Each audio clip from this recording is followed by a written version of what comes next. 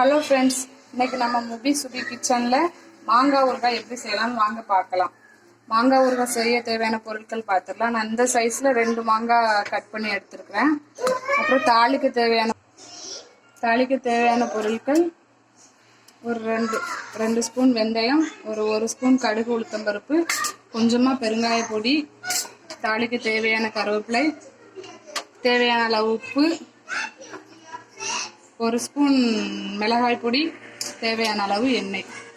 இப்போ வாங்க எப்படி செய்யலாம்னு பார்க்கலாம்.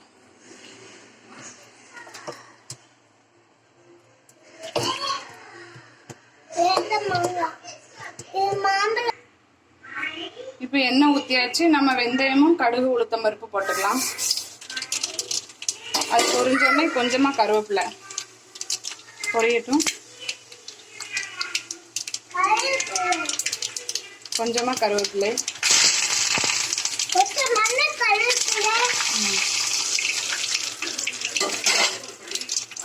கொஞ்சமாக காயப்பொடி, 1 ஸ்பூன் காயப்பொடி,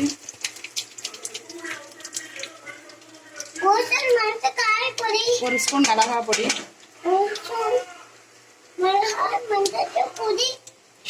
இப்போ கட் பண்ணி வச்சிருக்கோம் மாங்காவை சேர்த்துக்கலாம்.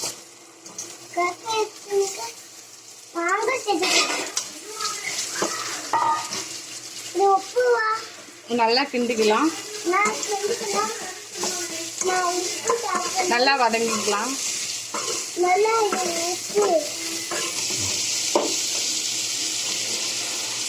இப்போ தேவையான அளவு உப்பு போட்டுக்கலாம். நான் கல் உப்பு தான் யூஸ் பண்ணுறேன். கொஞ்சமாக தண்ணி தெளிச்சுக்கலாம். மாங்காய் வேகிறதுக்கு கொஞ்சம் தண்ணி. நல்லா வெந்து பேஸ்ட் மாதிரி ஆகணும். ஊறுகாய் ரெடி. வேகிறதுக்காக கொஞ்ச நேரம் மூடி வச்சிரும். ஒரு 10 நிமிஷம் கழிச்சு தருங்க பார்க்கலாம்.